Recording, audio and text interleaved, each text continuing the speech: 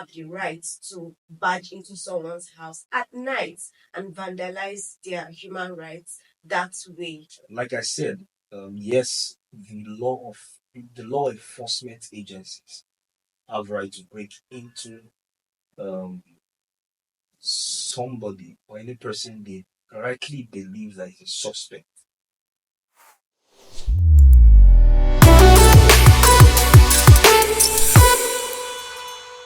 Hello, good evening. Welcome to the Big Soul Show, the biggest human rights talk show in Lagos. I am the Smooth Solomon, your host, and I have on my left the Assistant Secretary of the NBA, Nigerian Bar Association, Ikeja, Barrister Rotimi Komolafe. Thank you for having me. Also on my right is Miss Jennifer, one of the organizers of the End Bad Governance protest and the End SARS protest, also a well-renowned human rights activist.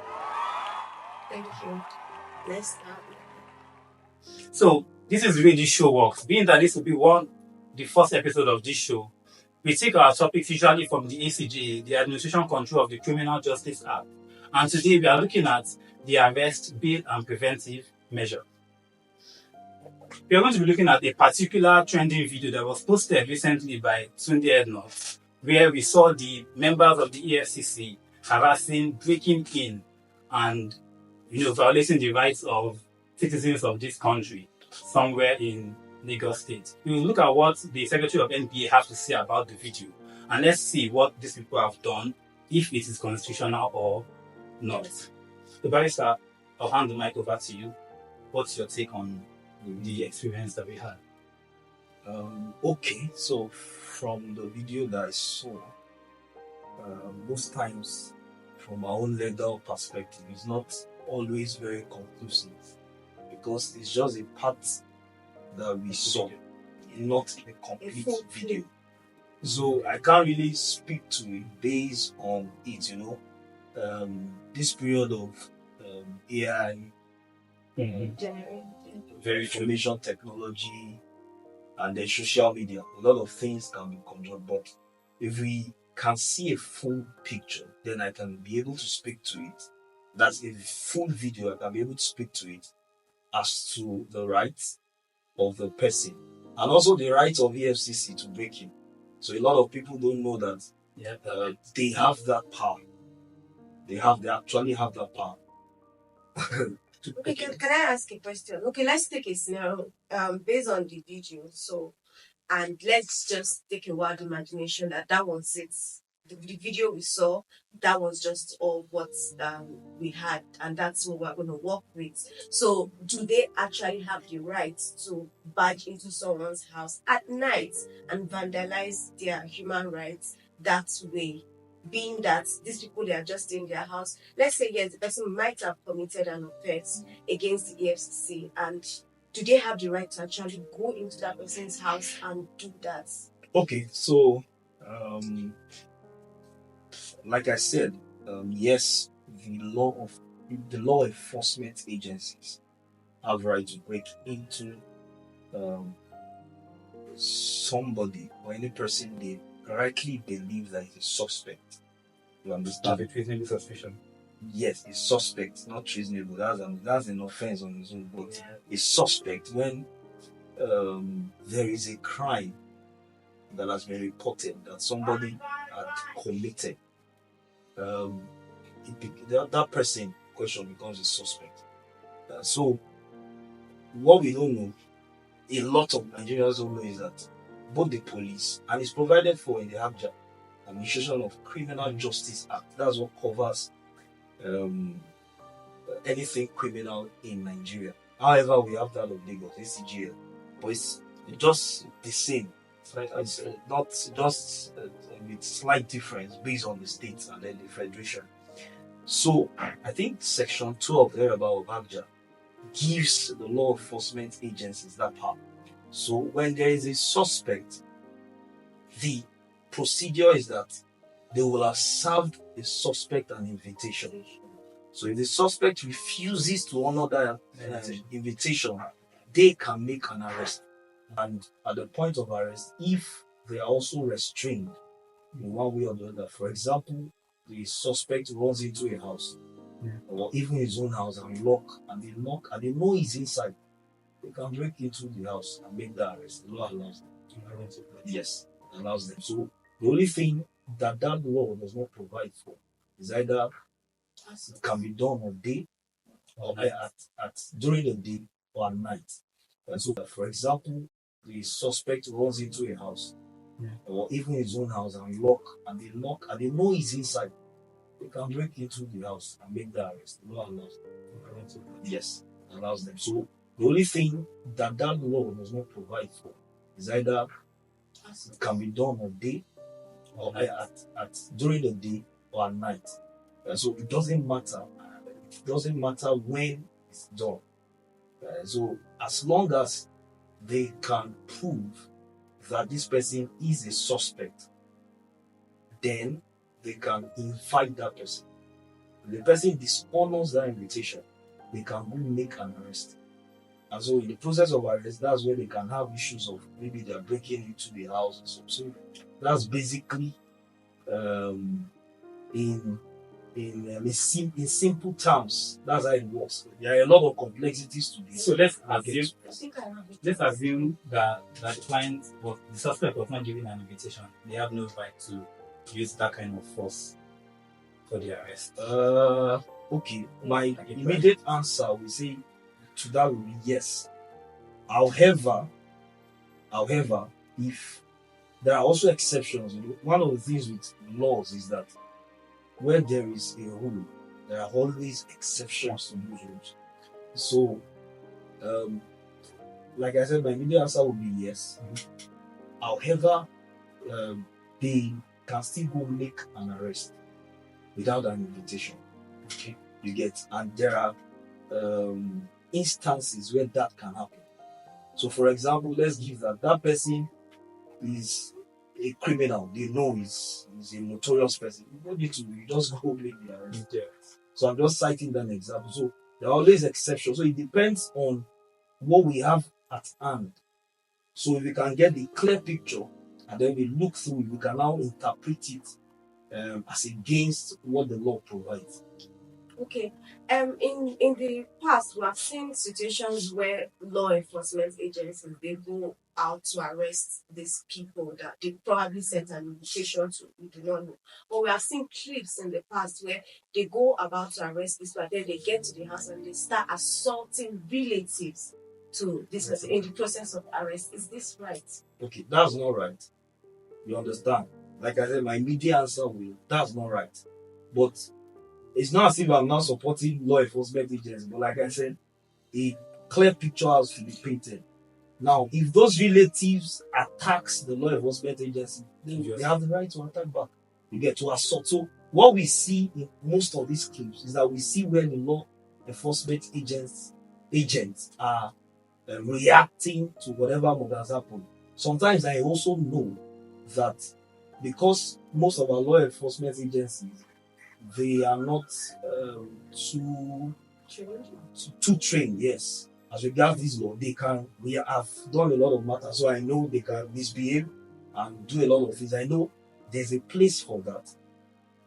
But what I'm trying to say is that for you to be able to determine right and wrong, or who is wrong and who has breached the law, you must have a bigger picture, a clear picture of everything. So not just a clip, not one-sided video, not in video. So speaking from the ECG, actually the topic we are looking at, arrest, jail and preventive measures, it was an experience that I had where officers came to my house to arrest me.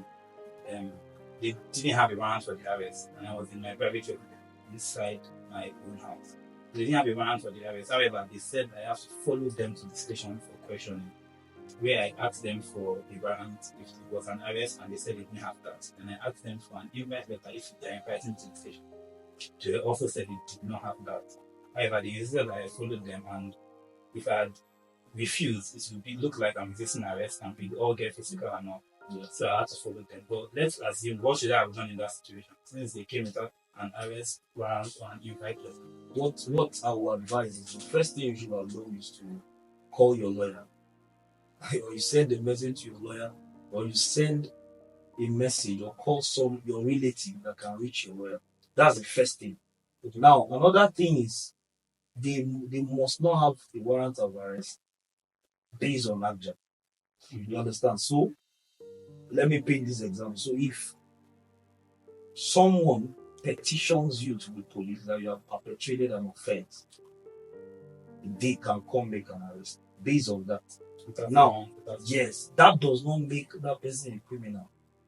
You understand? The ordinary procedure is that they will send invites out. You understand? But sometimes they don't, maybe they will just go and pick that person.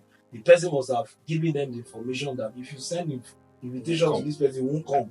So just go and make the arrest. Now, it doesn't mean that you're a criminal. It just makes that you have been invited. You understand? So that's why they still use the word suspect. And so it's still a suspicion. You are still checking, is this right? Have you done this or not? So I think what most Nigerians should understand is if the police invites or makes an arrest or comes to arrest, just follow them. But the best advice I can give, and this advice when you come to my office, it's a lot of charges. The best advice is that you make sure you contact your lawyer. You get, and make sure you know where they are taking you to. Now, because these law enforcement agents, majority of them to don't know the law, they just misbehave. They try to do a lot of things to intimidate and make sure. So, but if they know that you have a lawyer coming, they will arrange themselves. That's what we've noticed over time. So, this topic is not just something that we can pick from a single. It's very broad. It's something very, so we can bring this scenario, paint this scenario, and then we answer based on what the law provides. Okay, so I feel like with his experience, what he went through, in that case, I feel what the police authority, the Nigerian police force itself, what they did to him was absolutely unprofessional and totally wrong, because he was not allowed to make phone calls, and then he stayed at the cell for almost 4 days. Yes, that's what an infringement in his own human rights. And I think that at this point that we've gotten in society, any police officer that has gets to a point where they do not obey the law and do the right thing that they're supposed to do, I think they should be made to face the consequences. Because if they are not made to face the consequences, other police officers would not learn. So, in his own situation, what do you advise if you are being arrested without no notice and your phone is being seized and you do not have access to your lawyer and they detain you for 4 good days? On which, according to the law, you're not supposed to detain a suspect for more than 24 hours. So if you have 48 hours, if you are being detained more than that, what are you supposed to do when you get out? It's simple now. I think everybody knows that. That's why the Human Rights Act. I don't know where. I presume that everybody knows that, and that's you have right to claims according to in fact, the Constitution, which is a government. So now it means at that point your right has been breached. Your fundamental, not just right, fundamental human rights has been breached, as provided in Chapter 4 of the Constitution. So if you look at the Chapter 4, from Section 33 up to I think Section 38, 39, there about fundamental human rights. That 40, 41, I'm not sure, but I know from 33. If you look at it, you see the rights of every Nigerian. Every Nigerian. So if you are picked law for more than 48 hours, you have the right for claims. You get that your fundamental human right has been and that's based on first the provision of the Constitution, section I think 36 sub 5. So because the law, that section presumes that you are innocent. Yeah. You understand? So whether you are being reported or you are innocent. In fact, that's what I tell a lot of people, that law is to the extent that even if they see you committing an offense now, and now as we are sitting here and you are committing an offense, you are still presumed innocent. Yes, Until the court, the competent court has proven, has declared you guilty. That's fine. Let's now look at the context. Let's assuming now, because you already mentioned that you can't look at this video because it's not complete, it's not broad enough. But let's assume that this was the case and this person is a victim of breaking by EFCC men at night, as you can see, and I'm a civilian, so if people come to my doorstep and begin to use this kind of force, there's a way that I'm supposed to act. The normal instinct would be to defend my territory, defend my family from them, because my first instinct is that they are armed robbers trying to attack me. If they come with that kind of force. So let's assume that that's what happened. We're assuming now, that's not, let's assume that's what happened. And this is how they approach my doorstep. What can I do as a civilian that would not be against the law? Like if I attack them or defend myself, how can I do it that would not be against the law? There's no way you attack them that won't Exactly. be against the law. But in this instance, what I can advise that you do first is you call the nearest police station to your place. You get, because of course, like you said, as a civilian, you don't know where this person is coming from. Since it's in the night, it could be just some hoodlums trying to just pretend as EFCC. But you know, it's very rare. I've not heard any case where hoodlums appear in a place as EFCC and start breaking into. I've not heard of that. Most of the times it's actually the real EFCC guys. But I think the first reaction of anybody that you are not a criminal, you understand? Because most of the times those people, they are breaking into that house. Like I said, there are stories behind it. There will have been invitation and all that. And even if there's no invitation, let's assume there's nothing. They are just coming and they're breaking into the house. I think the first thing the person in the house should do is just call the nearest police station and then inform them that so thing is happening. You get. You can also get across to a very close neighbor around you. Get across to the person. You understand? So that if anything happens, you have people the law enforcement is in the know. Okay. So, since situations where these law enforcement agents, they go and arrest, but then they don't meet the particular suspect at home, and then they meet their relative in place of the brother, the mother, or someone that is closely related to them, and then they pick this person up. I think the police, especially, they do that, and it is totally wrong. So I think you should just educate. That's entirely, in fact, it's expressly stated in the ABJ. I can't remember what section now. I can't remember, but it's there. You can't arrest in lieu. It's there. You cannot arrest in lieu. So you can't come to want to arrest Rotimi now and then you pick up Solomon because Solomon is your younger brother. Yes. And then you feel if I pick Solomon, he will come out. It's totally wrong. So what that means also is that Solomon's fundamental right has been breached immediately. And you can approach the court. Here's where the problem comes in. We have laws that especially properly states out all these things. Like you said now, it's totally wrong. Yes. But when a policeman now does it, what do we do? Apart from calling a lawyer.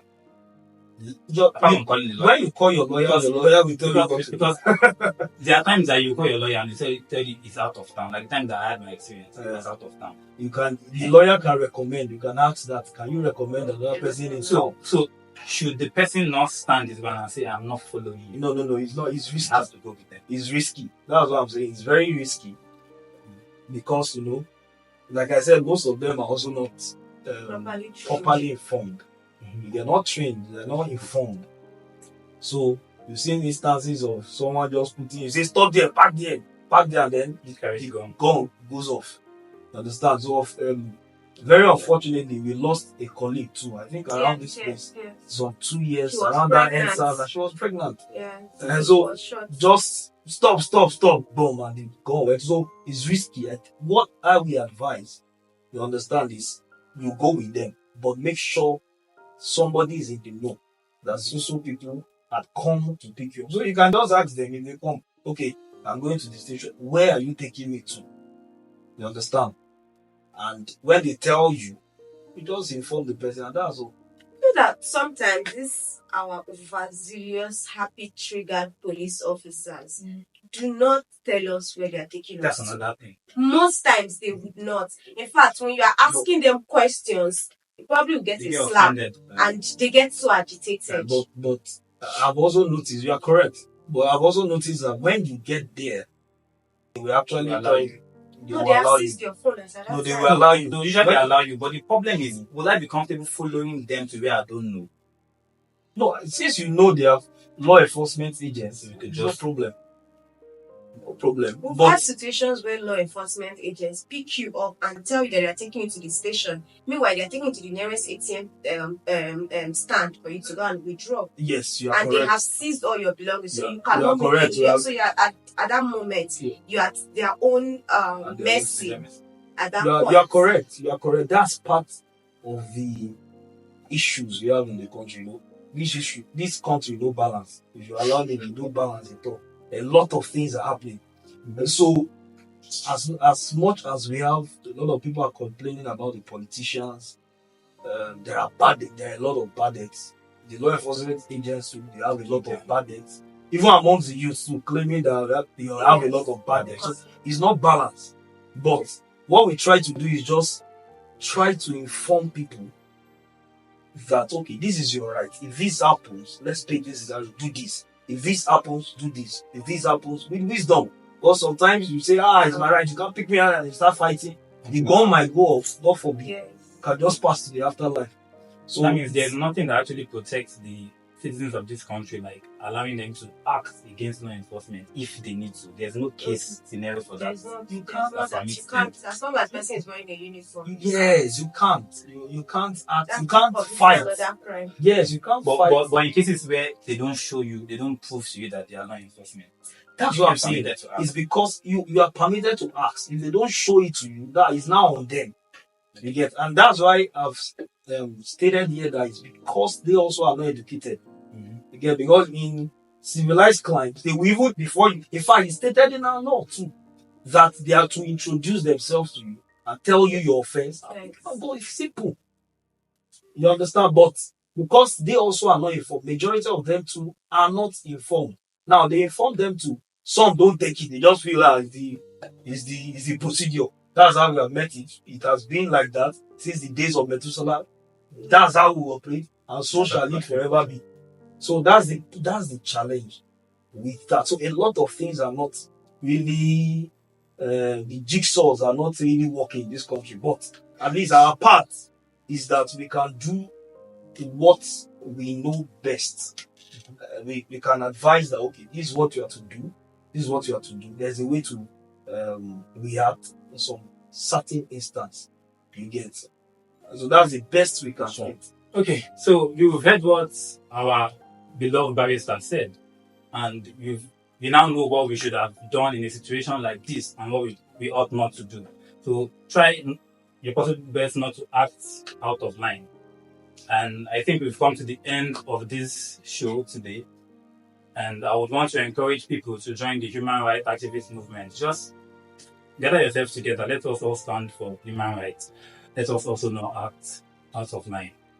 Good night and see you next time. Have a wonderful day. Bye. So we've all gotten substantial advice from the Assistant Secretary of NBA Ikeja, Barrister Rotimi Komolafe. And like he has told you, you need a lawyer. This country is very rogue. So to survive in this country, you need a lawyer. So in case you don't have a lawyer on your retainer and you want Barrister Rotimi Komolafe to be your lawyer, you can always contact me to get through to him. They are from the Imitor Law Firm. Thank you all. God bless you and God bless Nigeria.